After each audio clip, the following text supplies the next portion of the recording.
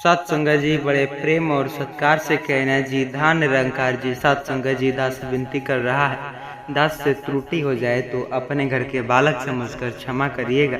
सात संगत जी नवरात्रि में कुत्ते को एकमात्र चीज खिला देना। कहते हैं इस दिन नवरात्रि में किसी भी दिन आप कुत्ते को चुपचाप ये खिला देना, आपके घर में जन्मों जन्मांतर तक, आपके जीवन में 7 जन्मों तक गरीबी नहीं आएगी। पर क्या सच है सात संगत जी? एक ऐसे विचार जिसे सुनकर के आप भी आश्चर्यचकित रह जाएंगे। निरंकारी विचार कहने का तो नवरात्रि के 9 दिनों में किसी भी दिन एक दिन कुत्ते को खिला देना या एक छोटी सी चीज रातों रात आपको किस्मत बदल देगी। जितना पैसा चाहिए उतना मिल सकता है, आपकी 7 जन्मों तक गरीबी दूर हो जाएगी। आने वाली 7 पुस्तकें जो बैठकर धन खाएगी। इतना धन कमाओगे नवरात्रि के इन दिनों, माता रानी और माता लक्ष्मी की ऐसी असीम कृपा होगी, आपके ऊपर की धन रखने की जगह भी कम पड़ जाएगी। सात संगत जी इस प्रकार की बात है। नवरात्रि का त्यौहार शुरू हो चुका है। सभी लोग माता रानी को प्रसन्न करना चाहते हैं और अपनी हर मुराद पूरी करवाना चाहते हैं। अगर आपके जीवन में धन दौलत को लेकर समस्या है, पैसा नहीं रुकता आपके पास, जो आप साथ ही घर परिवार की परेशानियां और इस प्रकार की तमाम प्रकार की परेशानियां, जो कर्ज जैसे परेशान दौलत, गरीबी से पीड़ित और रोज चिंताएं, इस प्रकार की हर एक बात एक छोटी से छोटी चीज खिलाने से दूर हो सकती है। कुत्ते को रोटी और इस प्रकार की बातें, जिस दिन का इंतजार कर रहे थे वह दिन आ चुका है सात संगत जी। इसलिए सच को जानने से पहले चैनल पर नए हैं, अभी तक सब्सक्राइब नहीं किए तो सब्सक्राइब करिएगा। आइए, पूरी तरह से स्वर्ग से भी बेहतर बन चुकी है यह वीडियो, क्योंकि नवरात्रि आपस से ही आ चुका है। अब मैं वापस से आपको एक इतना अचूक उपाय बताऊंगा जिसे आपको केवल कुत्ते को एक छोटी सी चीज खिला देनी है, वह से चुपके से, जी हाँ, चुपके से खिलाना, किसी को बताना नहीं। इस प्रकार की मन भरी विश्वास की बात है, आपको याद होगा, आपकी जिंदगी में जितना बदलाव आएगा आपके सोच भी उतना ही गहरा होगा। जन्मों की गरीबी दूर हो जाएगी, चाहे परेशानी हो सब खत्म।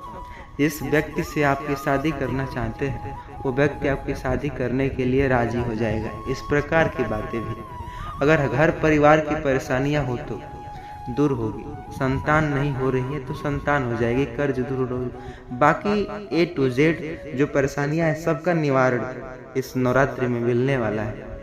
9 दिनों में किसी भी दिन एक दिन दोस्तों नवरात्रि का त्यौहार आ चुका है। बता दूं कि यह त्यौहार जो नवरात्रि का खास महासंयोग लेकर आया है। कहते हैं कि हजारों वर्षों बाद इस बार जो ये नवरात्रि है विशेष है। जी हाँ, इस नवरात्रि में माता लक्ष्मी का महाधन लक्ष्मी योग बन रहा है। साथ ही शास्त्र के अनुसार इस नवरात्रि में बुध ग्रह और शुक्र ग्रह मजबूत स्थिति में आपके ऊपर कृपा बरसाने वाले हैं। सात संगत जी, शनि तो पहले ही मेहरबान चल रहा है, ऐसे में बाबा काल भैरव की अगर कृपा आपको मिल जाए तो सोने पर सुहागा हो जाएगी, सोने पर सुहागा हो जाएगा। और यह कैसा होगा? केवल आपको कुत्ते को एक छोटी सी चीज खिलानी है।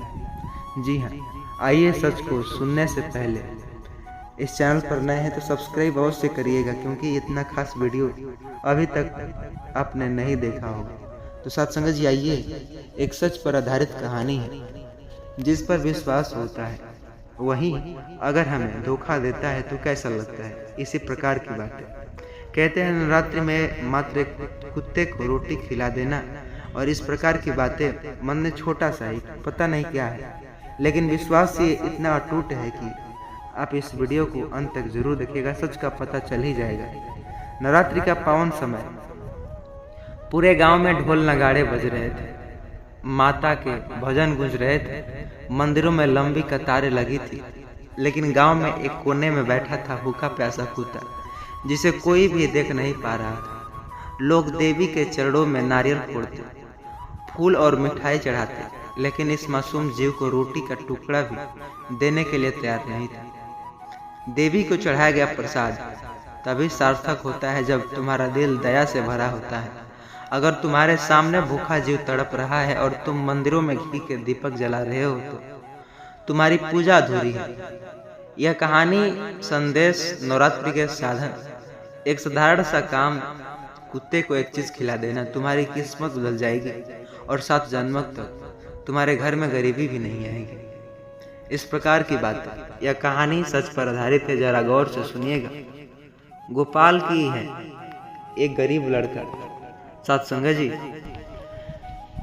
गरीब लड़का दिन रात मेहनत करता, लेकिन उसके घर में कभी सुख समृद्धि नहीं टिकती।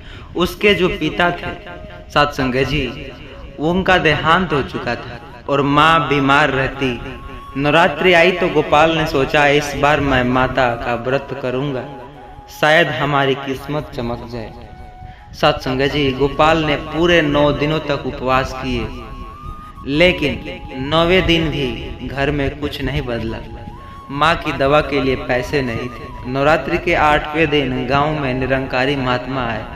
उन्होंने संत जो संगत में कहा, भक्ति सिर्फ मंदिर में घंटी बजाने का नाम नहीं, जो भूखे को भोजन दे वही सच्चा भक्त है। मंदिर नवरात्रि में अगर कोई कुत्ते को मीठी रोटी खिला दे तो उसके 7 जन्मों का दरिद्रता दूर, जो योग मिट जाती है। गोपाल को यह सुनकर आश्चर्यचकित हुआ। अगली सुबह गोपाल ने घर में जो थोड़ा सा आटा बचा था उससे एक मीठी रोटी बनाई। उसकी माँ बोली, बेटा यह रोटी तू खुद खा ले, तू भी 3 दिन से भूखा है। लेकिन गोपाल ने कहा, माँ, महात्मा ने कहा कि रोटी कुत्ते को खिलाने से माता लक्ष्मी प्रसन्न होती है और मैं यही करूंगा। गोपाल ने गांव के बाहर बैठा एक कुत्ता देखा। उसकी आंखों में भूख का दर्द पीड़ा से उबल रहा था। उसने रोटी उसके सामने रखी। कुत्ते ने रोटी खाई और पूंछ हिलाने लगा। रात को गोपाल को सपना आया। सपने में माँ प्रकट हुई, बोली, बेटा तूने आज जो रोटी कुत्ते को खिलाई यह साधारण सी नहीं, बल्कि तूने मुझे प्राणी जैसे पेट भरा है, इसलिए मैं तुझ पर प्रसन्न हूँ। अब तेरे घर से 7 जन्मों तक गरीबी नहीं आएगी। सत्संग जी, अगले ही दिन गांव में एक सेठ आया जो बड़ा ही नेकदिल इंसान गोपाल को खेत में जो काम देने लगा। धीरे धीरे उनकी हालात सुधरने लगी। माँ की बीमारी ठीक हो गई। कुछ ही सालों में गोपाल का सब कुछ जो एक अमीर किसान बन चुका था। तो इतना अमीर कैसे बन गया, लोग पूछने लगे। गोपाल बोला, मैंने नवरात्रि में एक मीठी रोटी कुत्ते को खिलाई। उस दिन से माता रानी मेरे घर में अस्थायी रूप से विराजमान हो गई। लोगों के मन में गहरा छाप पड़ी। पूरे गांव में यह परंपरा शुरू हो गई। अब नवरात्रि में लोग कुत्ते को मीठी रोटी खिलाने लगे। सत्संग जी, निरंकारी विचार्य कहता है कि ईश्वर निरंकारी प्रभु सत्संग जी हर जीव में मंदिर में प्रसाद चढ़ाने से पहले अपने आसपास के जीवों का ध्यान रखें। भूखों का भोजन कराना सबसे बड़ा यज्ञ है। नवरात्रि के समय कुत्ते को मीठी रोटी खिलाना सिर्फ परंपरा नहीं, बल्कि दया और करुणा का प्रतीक है। सत्संग, जो लोग नवरात्रि में लाखों रुपए के पंडाल सजाते हैं लेकिन भूखे जीव को शुद्ध नहीं लेते, उनके घर में धन नहीं टिकता। उनके कर्म उनके 7 जन्मों तक कष्ट देते हैं।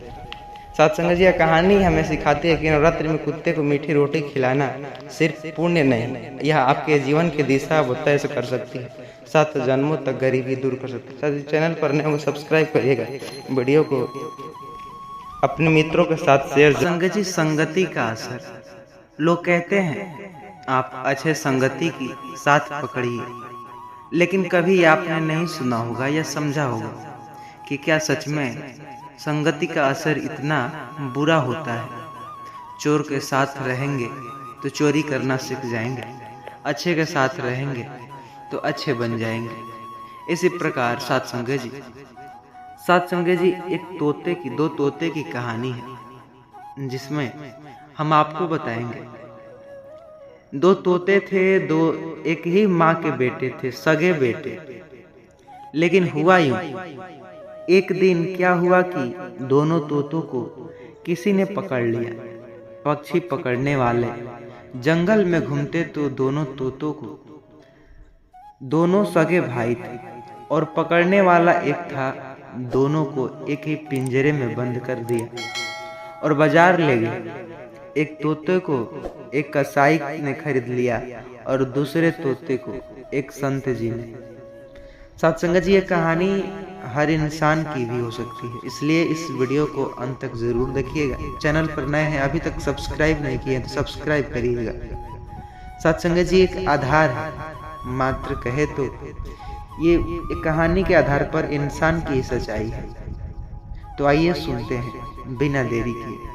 सत्संग जी, उस कसाई ने खरीद लिया और दूसरे तोते को एक संत जी ने।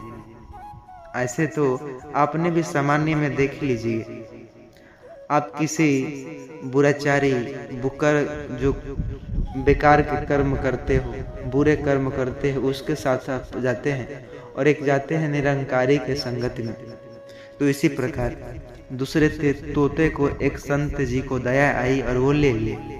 पिंजरे में बंद मेरी कुटिया में जाएगा तो आराम से जो राम राम सुनेगा इसका भी कल्याण हो जाएगा, उस साधु ने कहा। कुटिया पर रहते और एक कसाई के घर पर चला गया। वह जाता, वहां पर सभी कसाई थे, तो कहते इसे मारो, इसे मारना है, इसे काटना है, इसे पकड़ना है। तो साधु सवेरे जागे और तोते से भी बोलते राम बोलो पक्षी, सीताराम बोलो पक्षी, सीताराम सीताराम। दोनों बातें अच्छी तरह सुनाते। कथा सुनने के अच्छी सी चीज सिखा कर जो संत जी ने सोचा हम उड़ रहे हैं, जो कि जिसने पकड़ा था उनके इसके पैर काट दिए थे, जिससे कि वो तोते उड़ भी नहीं सकते। तो संत जी चाह कर भी उन्हें छोड़ नहीं सकते और जानवर उन्हें खा जाते इसलिए। लेकिन पड़ा जो संत जी ने संत वाले संस्कार दिए। अब संयोग देखिए, विधि का विधान कैसे मिलता है। जो रास्ते से गुजरता एक आदमी को बुलाया, अरे भैया, यह हमारा तोता है, बहुत बढ़िया बोलता है, तुम इसकी सेवा करना। वो साधु ने, अब उनका समय हो गया था जाने का, वृद्ध हो गए थे, मरने वाले थे। उन्होंने उस साधु को दूसरों की सेवा के लिए दान कर दिए। और भाग्य देखिए, जिसका कल्याण होते होते रह गया, वो तोतों को जब बाजार में बेचने गए, लेकर गए, तो साधु जी को लगा मर जाएगा यह तोता, कौन रखेगा, एक मुसाफिर को दे दिया। संयोग से वो मुसाफिर था वही कसाई जो पहले तोते को ले गया था। कसाई के घर में वह तोता पहुंच गया और कसाई के घर में ऑलरेडी पहले से एक तोता था। जो वो दोनों भाई सगे थे, एक दूसरे को पहचान लिए। दोनों ने एक दूसरे को पहचाना। अब इस तोते ने, जो संत वाला तोता था, यह कसाई से कहने वाला जो तोते से पूछता, कैसे हो, अच्छे हो, सीखे, तुम क्या सीखे हो, पकड़ो, मारो, काटो। कसाई का तोता कहता है, 3 बातें यही सीखा है, इससे तेरा कल्याण नहीं होगा। उसका भाई बोलता, अब तो जो बोल रहा हूँ तू बोल बोल, सीताराम, यह सारी बातें कसाई सुन रहा था। कसाई बोला, इसके तो अच्छे दाम मिलेंगे। तो कसाई दोनों तोतों को राजा के पास लेकर गया कि जय महाराज, आज आपके लिए, आप चाहते हैं ना, जैसा आपने चाहा उसी प्रकार 2 तोते कर लेकर आया हूँ। एक का दाम है 1 रुपया। अब कसाई ने पहला वाला तोता 1 रुपये का दे दिया और दूसरा वाला बोले कितने का, दूसरे वाले का लाख रुपये बताया। राजा बोले, पागल हो गया है, तुम्हें 1 रुपया और लाख रुपया में अंतर नहीं समझ में आता। महाराज खूब समझते, बहुत, दोनों तो एक जैसे ही अंतर, इनका कैसे अंतर होगा। आप एक काम करिए, इसको आप अपने पास रखिए आपको अंतर पता चल जाएगा 1 रुपये और 1 लाख के तोते में, तो आप मुझे वापस कर दीजिएगा। अगर पसंद नहीं आएगा तो उसके लायक होगा तो रखिएगा, नहीं तो न रखिएगा। अच्छा ठीक है, यह बात ठीक कही है तुमने। पहले मैं 2-4 दिन रखता हूँ, फिर कीमत बाद में दूंगा। राजा ने 1 रुपये वाले तोते को जो अपने द्वार के बाहर लटकाया और 1 लाख रुपए वाले को अपने कमरे में जो रूप में देखा, ऐसी क्या विशेषता थी। अब राजा के कमरे में वो तोता जो था, वो साधु वाला तोता, जैसे ही 4 बजे तो उसने राजा की बात सुनी और देखी कि उसने गहरी नींद में सोए हैं। ऐसे में तोते बोलता राजा से, उठो राजा, सुबह के 4 बज गए हैं। राजा सोकर अब क्या कर रहे हो? जागने उठकर जपो मुरारी, श्री कृष्ण गोविंद हरे मुरारी जपो। एक दिन जो जमाना वो सभी को पाँव पसारे चले जाना है। हमें भजन कीर्तन करने का समय मिला है, हमें बोलने का समय मिला है, हमें जो सीताराम कहने का समय मिला है। एक काम करिए, अभी आप उठ जाइए, हमें तो किसी दिन पैर पसार कर सोना ही है। लेकिन वो सुना तो ऐसे ही हाथ जोड़कर बैठा राजा। सुनाओ कुछ। तोतों ने कहा कि राजन, तू जानता है तेरे शरीर पर कोई घूम रहा है। राजा ने कहा, नहीं, अभी तो कोई नहीं, ना तुझे दिख रहा है। राजा बोला, कौन घूम रहा है? तोता ने कहा, तेरे सिर पर काल घूम रहा है। राजा को लगा यह तो तोता 1 लाख में भी सस्ता है, यह तो करोड़ों की है, बात अच्छे करता है, अच्छा काम कर रहा है।